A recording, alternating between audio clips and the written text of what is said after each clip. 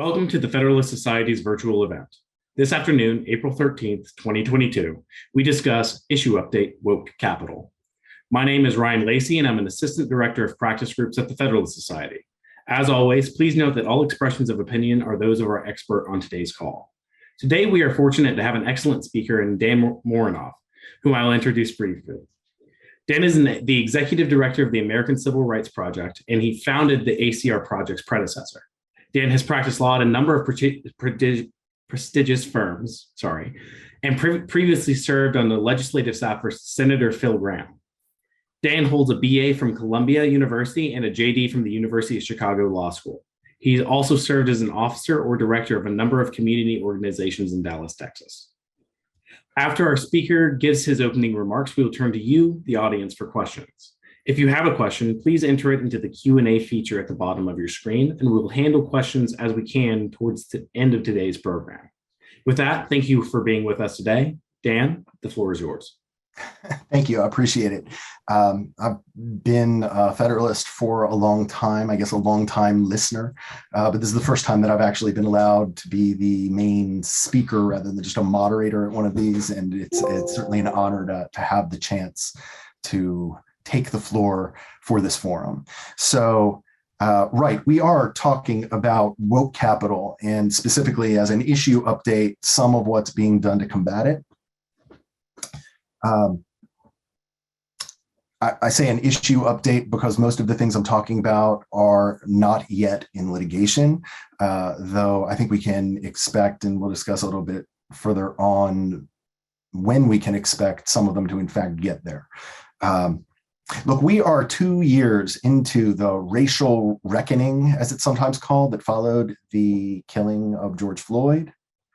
Over that time period, we've seen how this has played out. We've seen that there are countless policy changes that have been made as part of that reckoning.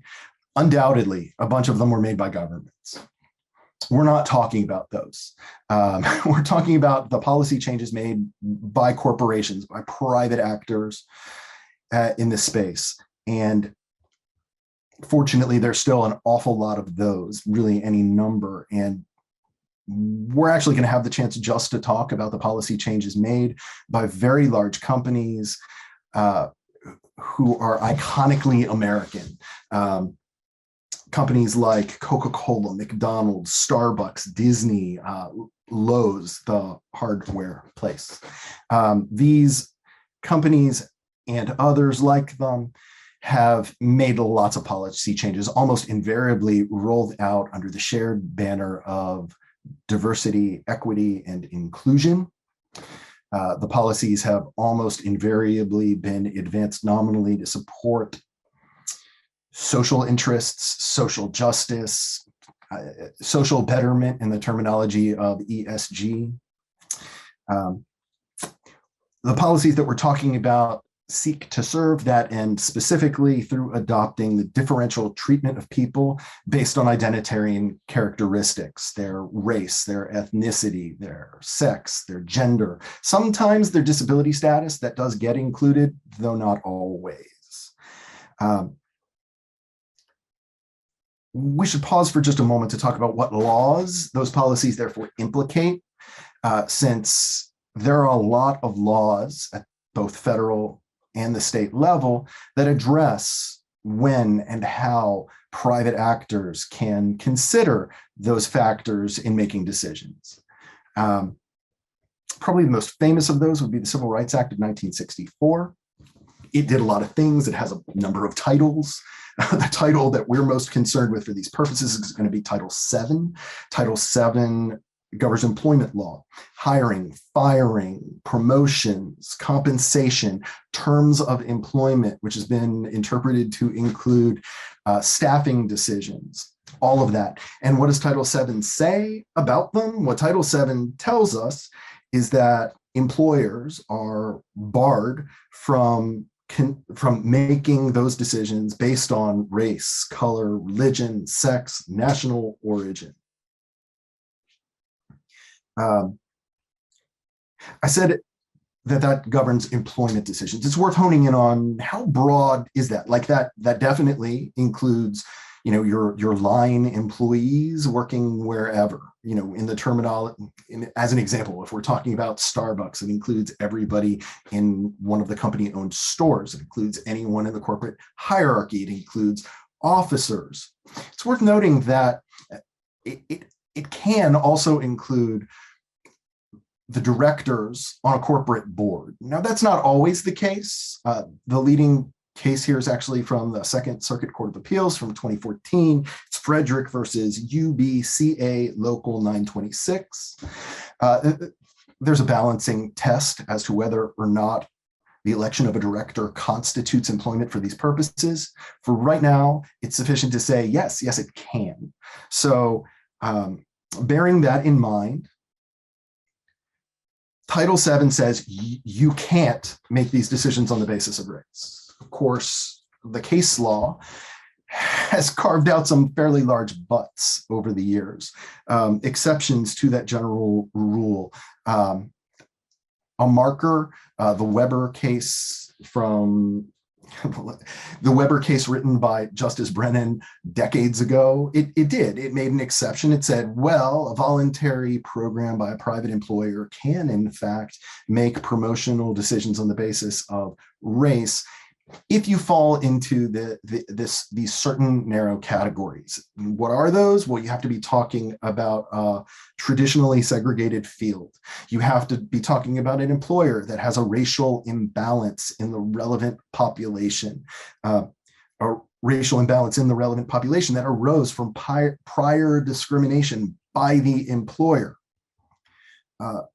And the race-conscious intervention has to be temporary, undertaken only to fix the existing imbalance in this traditionally segregated field resulting from past discrimination by the employer. If that's true, and it's temporary, and once the imbalance is corrected, the intervention will cease rather than continuing to maintain racial balance, then yeah, they're allowed to do it. Okay, there is this exception. If the Civil Rights Act of 1964 is certainly the best known federal legislation that touches on these subjects, it is not the only federal law that touches on these subjects, and it wasn't the first. That would have been the Civil Rights Act of 1866, passed early in Reconstruction. It's actually the statute, the 14th Amendment was subsequently written and ratified to constitutionalize, to make sure that what Congress had done was actually within its powers. The most important part of the Civil Rights Act of 1866 for our purposes, as amended, is now codified at 42 U.S.C. 1981. 1981 covers not just employment contracts, it covers all contracts. And unlike Title VII, it only bars discrimination on the basis of race. So religious discrimination, sex discrimination, 1981 doesn't cover those. On the other hand, race as used in 1981 is interpreted more broadly. It doesn't mean whatever the current definition of race advanced by the Census Bureau might be. So instead, in this older understanding of race, distinctions of national origin, nationality, ethnicity, all of those, in fact, are covered. There are also state laws that are going to be material here. And not all states have them, but there are states that have enacted their own statutes paralleling 1981. Definitionally, all of those statutes are broader than 1981. If they were less broad than 1981, the Supremacy Clause would have rendered them invalid anyway. But for decades, it's been clear that states have the power to offer greater protections of equality before the law than the federal government has. And a number of states have those statutes barring kinds of discrimination in contracting. We could take one set of them, all of which are kind of similar in how they handle this. the UNRRA Civil Rights Act of California, the New York Human Rights Law, the New Jersey Law Against Discrimination.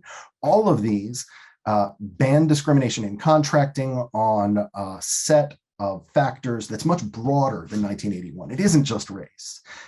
It's race or ethnicity, sex, gender identity, gender expression. They also include marital status. It's a long list. All three of those have fairly similar long lists. There are other states that also have statutes that are relevant here that, to the eyes of someone familiar with 1981, read a little strangely. Like there are at least two states, I think there are more, that have bills that don't per se say you as a private actor cannot discriminate on the basis of race or other factors in contracting. No, instead, these statutes say you as a private actor cannot discriminate on the basis of these identitarian characteristics in contracting as a result of an agreement with a foreign government, entity, or person. There's an interesting story behind how we got there, but I don't think it's terribly relevant to what we're talking about right now, so I'm just going to skip right over that. Those statutes are also there, though, and they're material, and they do at times have something to say about the policies we're talking about.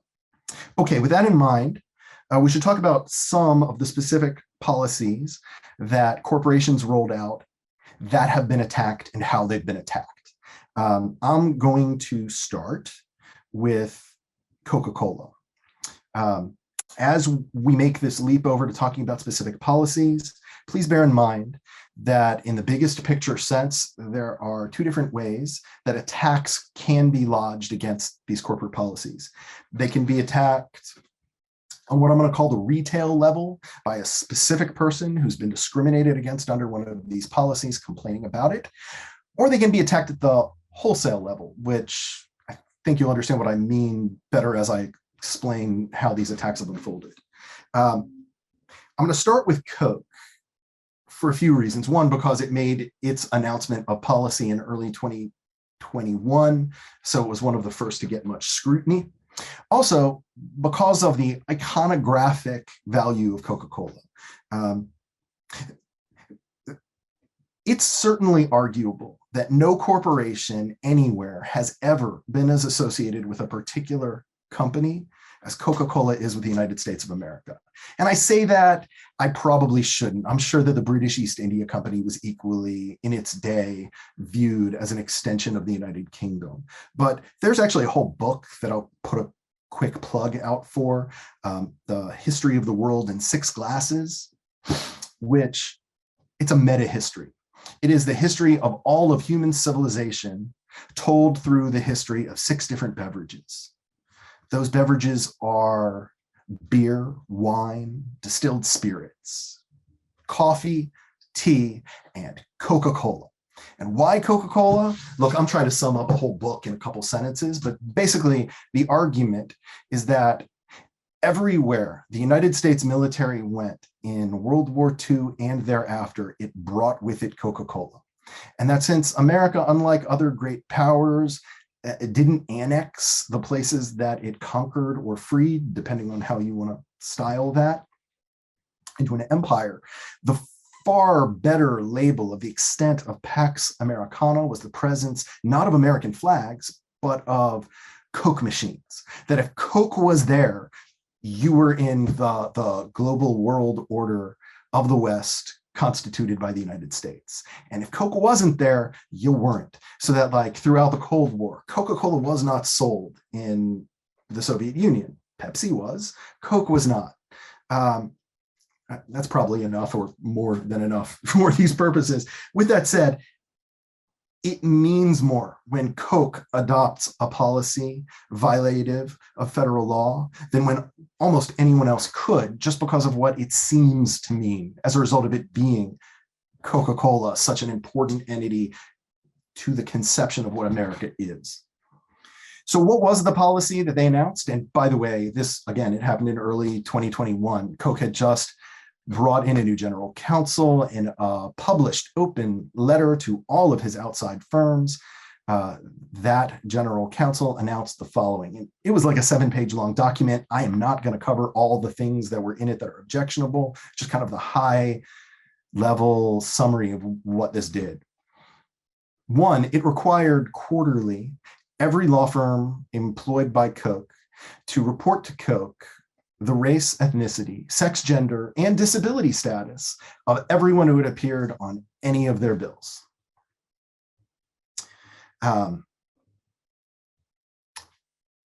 an aside that we'll come back to only very briefly, there is an Americans with Disabilities Act problem in the idea that people's health status was being disclosed with particularity by their employer, but for our purposes, that's largely beside the point. Quarterly, these reports would have to be made. Quarterly, the law firms themselves would have to have arranged their affairs so as to produce statistics showing that at least initially 30% of all associate time billed to Coke and 30% of all partner time billed to Coke were billed by diverse attorneys. Half of those totals were required to be billed specifically by Black attorneys. The announced policy said that these were pegged to census data, if not very accurately, and that these totals would be ratcheted up over time to at least 50%, still requiring half of such to be billed specifically by Black attorneys. If any law firm failed to meet these goals in any quarter, the published policy said that that was fine once. They would be given a chance to explain how they were going to fix it. But if they missed in any 2 consecutive quarters, Coke would unilaterally reduce what it paid for legal services under existing engagement letters by 30% until a future quarter remedied that failing. The policy also stated, it also made requirements as to whom the responsible partner for the Coke relationship must be and who would be on deck for that relationship status going forward, for there to be disclosures of the compensation considerations for attorneys at the partner level, how they were, whether that status played a role, things like this. It also conditioned both the granting of any new work and the inclusion on Coke's then being prepared list of preferred legal vendors on compliance with these policies. Look, at the retail level, there are a number of people who could have complained about this, right? Like any law firm whose statistics were to be included could certainly complain that it was being subjected to a policy that threatened to reduce its compensation by 30% unless it violated Title VII. Such a complaining entity, it wouldn't be bringing a Title VII claim. It would be bringing a claim under 1981, saying that it was being discriminated against on the basis of the race of its workforce. Such a law firm could bring this. Alternately, potentially a law firm that was not engaged by Coke could bring a suit claiming that it was denied the chance to fairly compete for Coke's work based on race. Alternately, an employee could certainly have brought, an employee of one of those law firms could certainly have brought a suit against its employer under Title VII. It couldn't have argued under Title VII that it also had a claim against Coke. There is a Supreme Court case from 1979 that said you can't make an end run around the terms of Title VII by using Section 1985, a different section of the Civil Rights Act of 1866, to create additional liable parties through a conspiracy. But they might have been able to make an ADA claim if they were discriminated against on the basis of that, of their lack of disabled status. It might have been available for them to argue that there was a conspiracy claim there, if it probably wouldn't have worked. Regardless, look, the threat that there would be such a suit was in fact advanced. Boyden Gray made that threat, pointed out this is violating 1981, you should expect a lawsuit. To my knowledge, I don't believe any law firms, he was going to be doing so on behalf of another law firm, as I understand it. To my knowledge, no law firm ever actually agreed to sign up to bring that litigation. I don't know why law firms were uninterested in doing so, but I think I can make some pretty good guesses. I think that it's very likely that the kinds of law firms that could credibly say that they would be engaged by Coke, but for this discriminatory policy, almost all either have Coke as their largest client, or if they were engaged, would have Coke as their largest client. And they presumably feared retaliation, which, yes, is illegal, but that doesn't mean it wouldn't happen. So presumably they would fear retaliation by Coke or by other large companies that might take badly to a law firm working for them taking issue with this policy. If that's at the retail level, there's an alternative, which is an attack at the wholesale level. And my shop, the American Civil Rights Project, did pursue that on behalf of shareholders.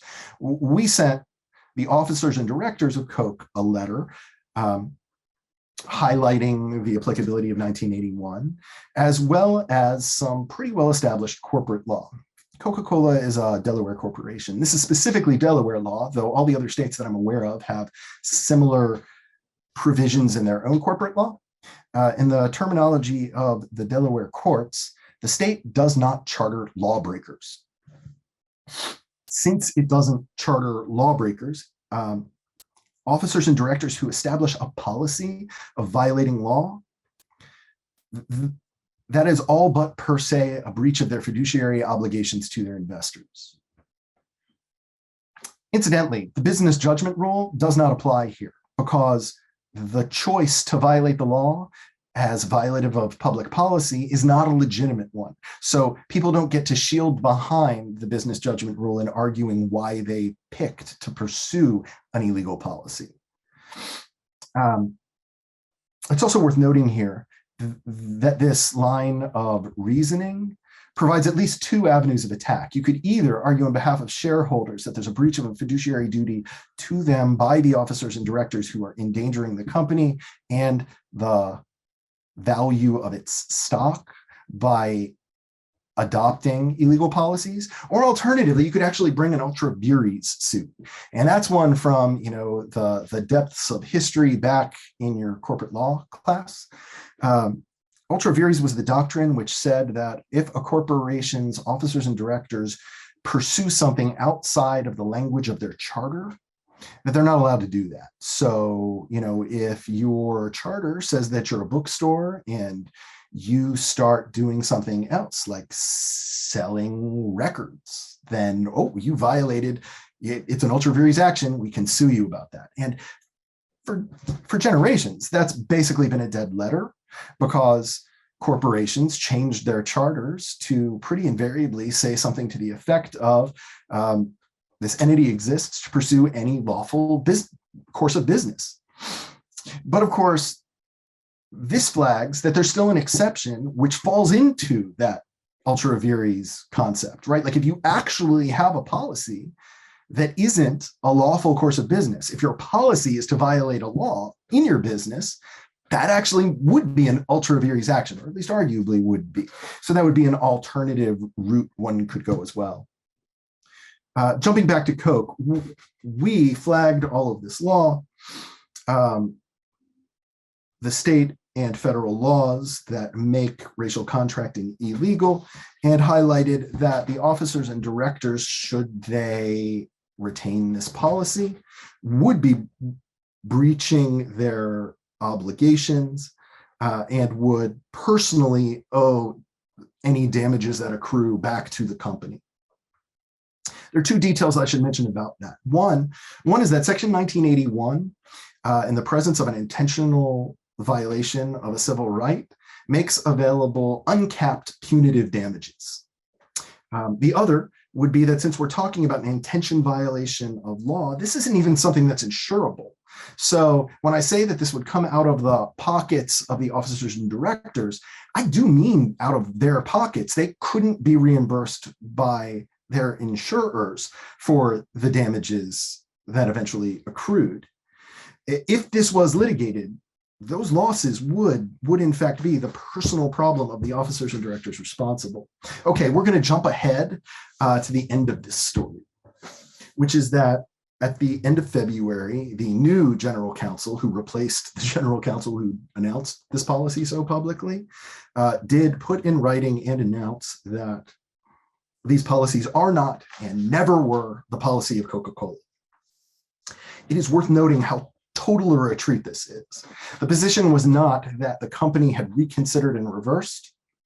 It wasn't that the company had reconsidered and reversed without ever implementing the policy it established. It was that it had never been corporate policy. Regardless of how credible a position that is, it's worth noting how fully it commits to disowning this as ever having been the policy of the company. It's also worth mentioning at this point that we have now taken a parallel approach to several other entities, advancing demands on Starbucks and McDonald's. I'm going to spend more time talking about just those two. Those demands are outstanding now. They are currently on the clock. We will see how they respond. Both change their policies in ways that are largely parallel.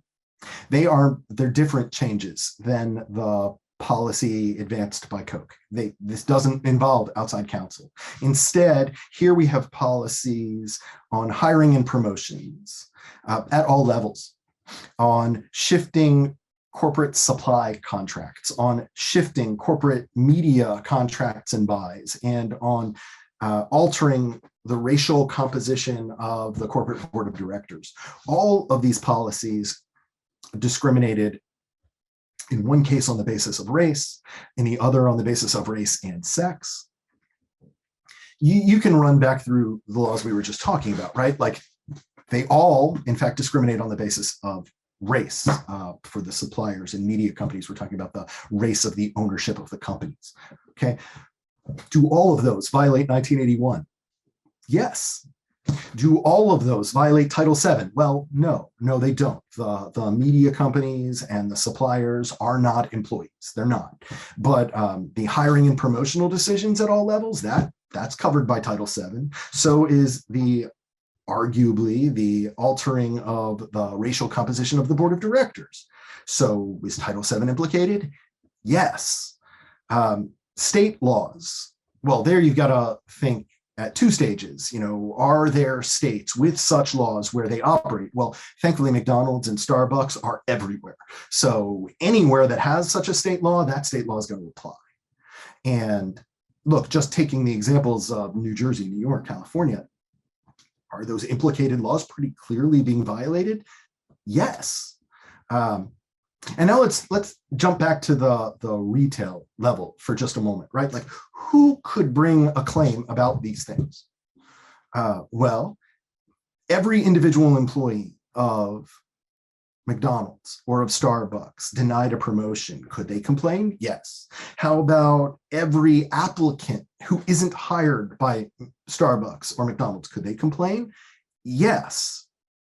How about any rejected supplier or any rejected media company? All of those could bring suit. All of those could bring suit under state or federal law, or both. The Department of Justice has the enforcement authority to pursue actions under 1981 and Title VII. So do state attorney generals. In fact, depending on the state, local prosecutors may have that authority. And not only could any of these entities bring such a suit, all of them could bring such a suit. Okay, probably not a county and the state AG for the state in which the county is located. That probably would get combined. But shy of that, all of the individuals could bring suits. All of the state attorney generals could file such suits. The Department of Justice could. And given the multiplicity of laws that would necessarily be involved in different jurisdictions, it's not clear that those could be consolidated. Like, it's very likely that both entities could and would wind up having to defend all of these actions in all of the forums in which they were filed, and defending them in each case against an assertion of the availability of uncapped punitive damages. I think you can see why it is that back on the wholesale level, the shareholders we represent think that this poses a material risk to the companies and to the value of their stock in the companies. Again, we'll see how they respond, and until we do, we won't know if this one is going to litigation or not. But there is a very real exposure here that has been inflicted on the companies, and as a result, a very real dispute between the shareholders and their officers and directors who've created that problem. I want to flag one that I'm not behind. America First Legal recently sent a letter to Disney. Again, a quintessentially American brand, right? The letter that AFL sent to the officers and directors of Disney raised several issues. It raised an open, anonymous employee letter, which in turn had alleged that the company has created an inhospitable work environment for conservatives, a climate of fear for all those not towing the line. It highlighted that the company has allowed in its name the vilification of half of their audience and the potential harm to the brand and profitability that might come from that kind of concerted effort. The AFL letter raised the spectacular corporate reversal Disney undertook on the Florida Parental Rights and Education Bill. It's the same bill derisively referred to in corners of the media as the Don't Say Gay bill. Initially, the head of the company had sent out an all users email explaining why it was that Disney would not be taking a public corporate stance on this issue, citing in part to the fact that the company had concluded that corporate stances on hot button issues tended to be counterproductive. Only 2 days later, for the same individual to announce a reversal, apologize for having taken that stance, and sign the company onto a corporate letter excoriating the passage of the bill. The AFL also raised allegations of workplace discrimination against Christians and against the content created by Christian Disney employees.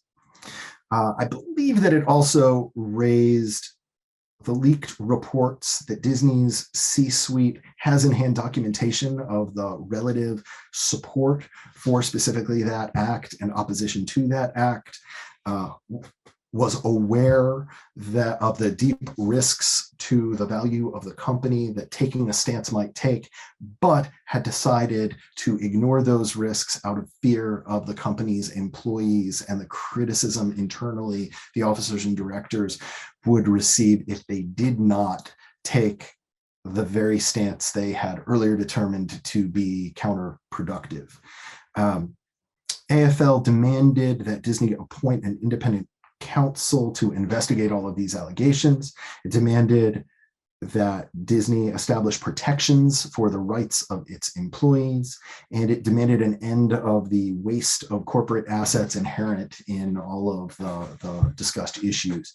I certainly read that as threatening a very similar kind of derivative suit or ultra vires action. Obviously, I'm not them, and we'll see how that one pans out as well.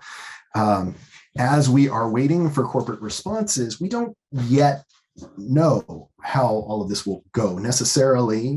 None of these are yet in litigation. I think it's a good bet that at least some of them will wind up in litigation. I think it's fairly clear that there are very real legal issues, that there should be standing to reach those legal issues, and that when they're reached, it could have major ramifications for officers and directors of the specific companies, and necessarily for officers and directors of every other company that is considering or has enacted any discriminatory policy over the last 2 years. And with that, I hope people have good questions.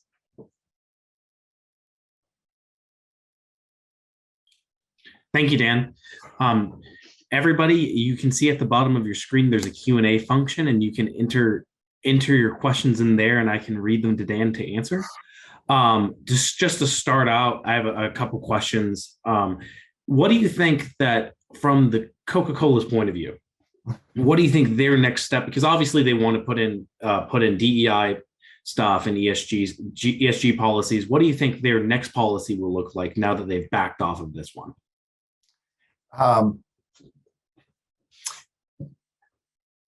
I think the best bet is that no one in public will ever know. What made Coke somewhat unique, not totally unique, Novartis did the same thing, is that it chose to publish that it was doing this. Normally, what the terms are of a lawyer's engagement letter, that is a quintessentially privileged document. So it would be difficult for anyone to ever access what they are actually going to demand in the future. Now, that's something that is subject to state law, and state legislatures could change. But until they do change that, I would bet we will never know. And what do you think the next steps here, litigation-wise? What do you think? We may have defeated this one, but what do you think the next round of litigation will be? Where do you think? How far do you think it will go? Could you kind of elaborate on that? Sure. So I mentioned Novartis, since they had I shouldn't say exactly, they would reduce compensation following a failure to comply by 15%, not 30%. So, it's very different. With that said, look, their policy has clearly been in place for a number of years. And the other entities we're talking about, McDonald, Starbucks, they've chosen to update the public with extensive pages on their website explaining exactly what they've accomplished to date towards the achievement of these goals. So there's no question that these are actually policies that have been employed, that have given rise to live liabilities whenever any set of plaintiffs choose to assert claims against them. I would expect that there are going to be people who start bringing those claims. As they do, or before they do, I'm fairly sure that some of these entities are not going to respond to the demands they've received by pulling down their policies and saying it never happened the way that Coke did. And that as a result, I think that you are going to see the shareholder derivative or ultra vires litigation go forward as well, in parallel to those various claims going forward. It seems very likely that some of these policies have been adopted by officers and directors because they are true believers and think that their embrace of what I clearly think is illegal discrimination, but they would style equity serving. By the way, we could have a whole separate discussion of the fact that that's not what equity means. Equity is a term that's existed for 1,000 years, and at no point in that 1,000 years until the last, proverbial 15 minutes has equity meant treating different people differently to produce the same results. Just as a detail, because again, it's a 1,000-year-old term in English law, right?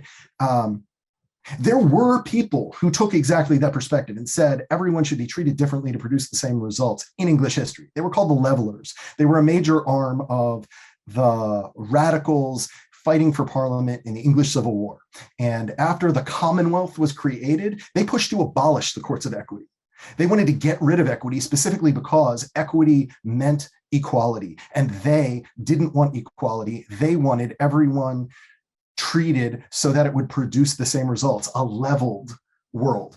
And Oliver Cromwell shot that down, and equity survived their challenge. So we know, and we've known for 400 years, that what we're talking about in the so-called equity pursued in the interest of DEI is not equity. It's not equity. It certainly isn't equality. I think these fights are going to have to pan out. And I think when they pan out, you're going to have people who have a very good incentive to fight very enthusiastically, because when they lose, which I think they will, it's coming out of them personally. So, hopefully this will actually put a price tag on the decision to use corporate money to pursue illegal discrimination. That's where I think we're headed. Gotcha.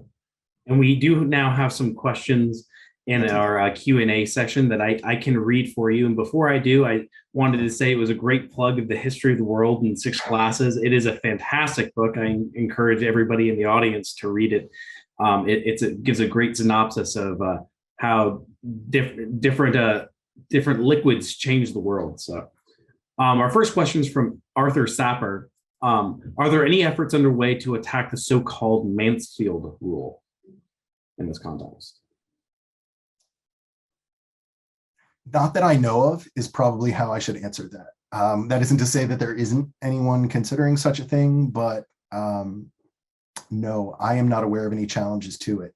The styling of the Mansfield rule being that it requires the consideration of people from various groups, but doesn't require any particular result to come out of that consideration is probably such that it would make a challenge very difficult, but that's not to say that no one will try. Gotcha. Richard Mante, and I apologize if I mispronounce anyone's name.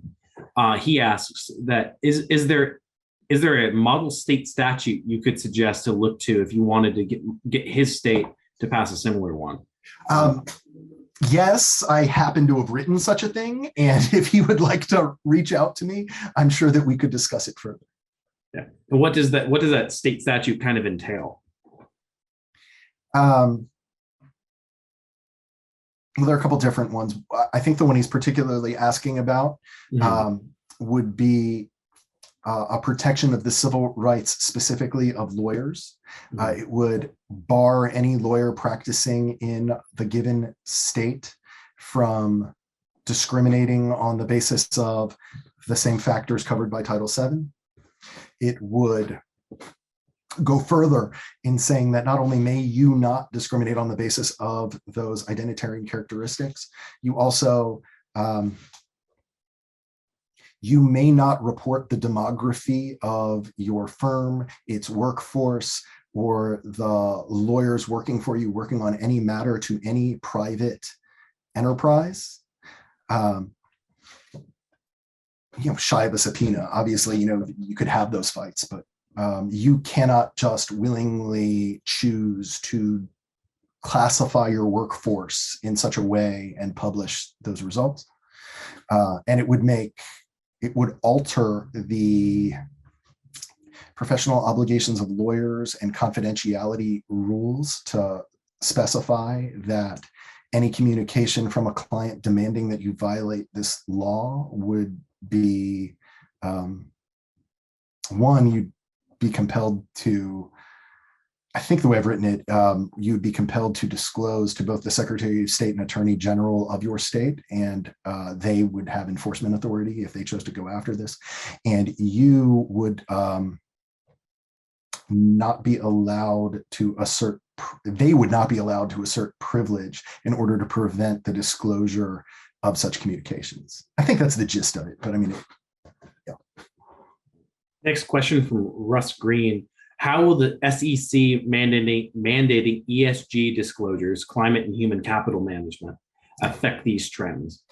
Right. So NASDAQ proposed changing its listing requirements in order to require companies to identify the race, ethnicity, sex, gender, I don't remember if they included disability status, of their directors. And it required that disclosure to reflect a certain level of defined term diversity in order to become or remain listed on the exchange. It did have an out. The out that it had was that any company, rather than providing that information, or rather than providing information reflecting such an allocation, could instead explain why it has the board that it does. I've written that out is actually really material and is something that every corporate board should undertake in order to avoid being sued under Title VII and 1981 in the way that we've been discussing. Anyone who fails to, I think any board that fails to do so is inviting the claim that it decided who it would nominate and who its ownership would elect as directors on the basis of race and sex, ethnicity, of all. And that as a result of that fact, the only safe thing for a corporation to do, if it's to remain listed on NASDAQ, would be to take the out and submit something saying, we have the board we do because we decided in nominating and our shareholders agreed that individually and collectively, these are the individuals best suited to maximize the value of this company for our shareholders. And we have not produced a board with different demographic descriptors, because had we done so, we would have breached our fiduciary duties and violated the law. I don't know anyone has done that yet. I expect that no one has, but that's what they should do. You're right. Because NASDAQ is a regulated entity, it couldn't make that change without the approval of the SEC, and the SEC has granted that approval. The SEC is now in litigation at the Fifth Circuit, again, actually brought by Boyd and Grace Shop, alleging that it, I believe, violates the Fifth Amendment's, the equal protection component of the Fifth Amendment's due process clause for the federal government to so enforce its laws as to allow this discrimination to go forward. There may also be a statutory claim there. I have not followed that closely enough to know exactly where that litigation is, but it is pending and it is underway. Understood. Our next question is from an anonymous asker. Do any of the corporate actors claim a justification for policies such as these as their obligations as government contractors under Department of Labor regulations under affirmative action executive order? I have not yet seen that. It is possible that at some point they will. Of course, an executive order cannot compel what Congress has forbidden. So if you're ordered by the administration to break federal law and you comply, that doesn't really get you out. It might mean that there's an additional defendant in the federal government, but it in no way, to my mind, in no way shields from liability the individuals who've chosen to break the law. Jim McDaniel asks, assuming that changes in law, both federal and state, are desirable, what political planks should be promoted to facilitate the correction of such woke violations of law in tradition? Yeah, I hope to be able to give you a fairly robust answer to that down the road, but I don't think I'm prepared to try to say it right now. Gotcha. Some other questions are coming in. Sure. Timothy Harker asks, what is your thinking about using your brilliant strategy against corporate investors and in legal relationships with businesses with ties to the Chinese Communist Party? So a little foreign policy question for us. If you can point me at a statute that is being violated by a corporation, I am happy to kick around whether it's actionable. I may find the Chinese Communist Party repugnant, but that doesn't mean that it's illegal for American companies to contract with them. And I don't think that this is a silver bullet to go after everything you don't like. We need to actually have a clear law that is being violated in order to pursue it. All right. And we have another anonymous asker who asks, what is the primary imputes of these companies instituting such policies? What do they see as their primary gain?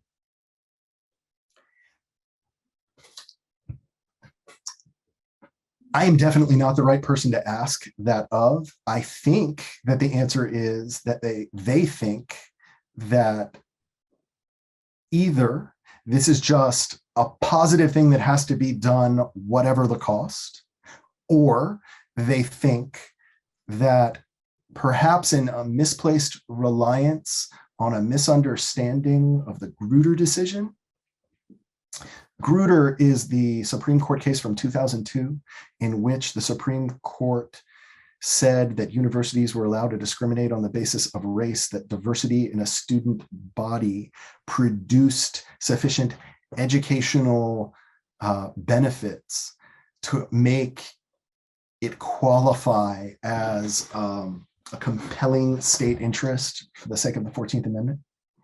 I think that there are a lot of actors who have forgotten what Grutter actually says and have understood it more generally to stand for the idea that diversity, exclamation point, is an affirmative good that trumps all other law.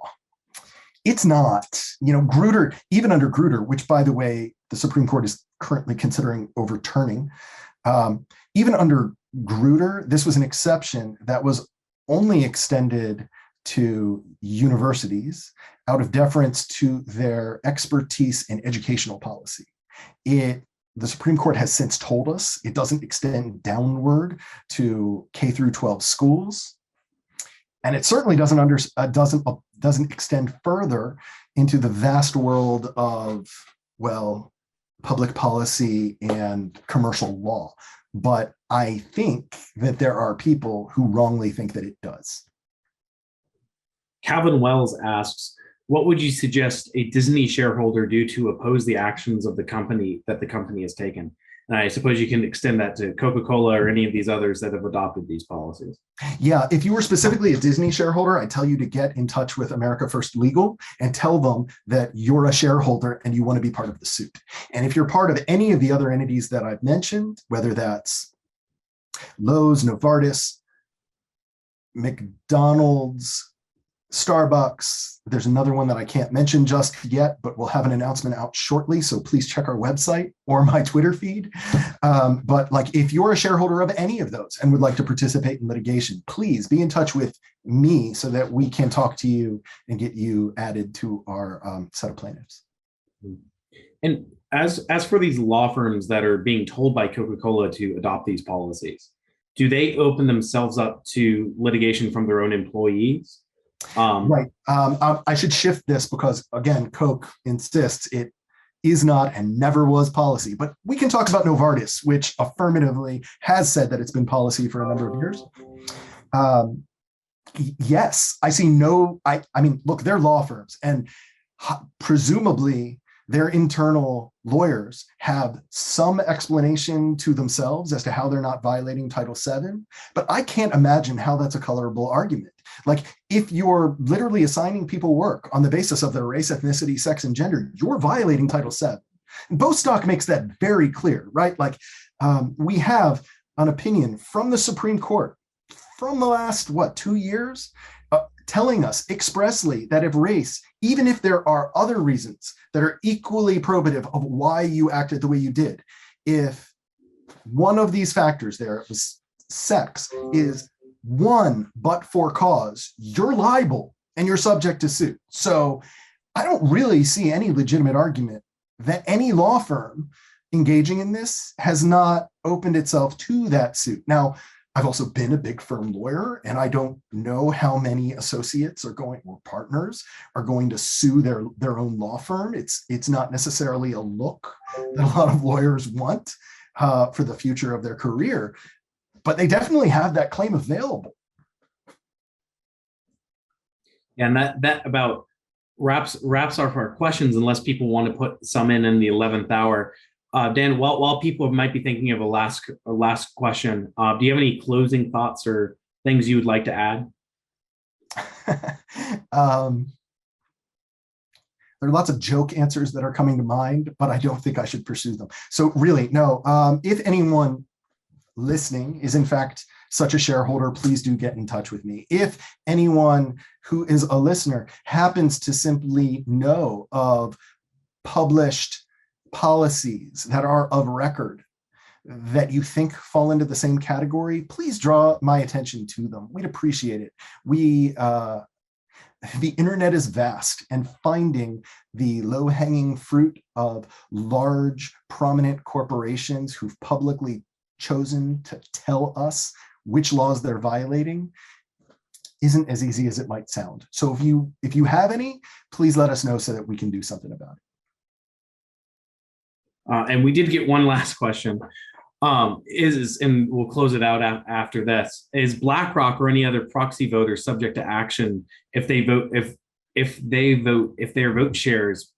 Let me start again. Is BlackRock or other proxy voters subject to action if they vote shares based on diversity of the board? There are a whole lot of issues that BlackRock and its peer institutions of State Street, Fidelity, and which one am I missing? Vanguard. There are a host of issues that they face that I think have not been properly explored. And I know there are folks looking at it. So I don't know that they could be sued specifically for how they vote in a board election, but I'm not going to tell you they couldn't be, and I'm not going to tell you that other actions that they are taking might not properly be subject to scrutiny.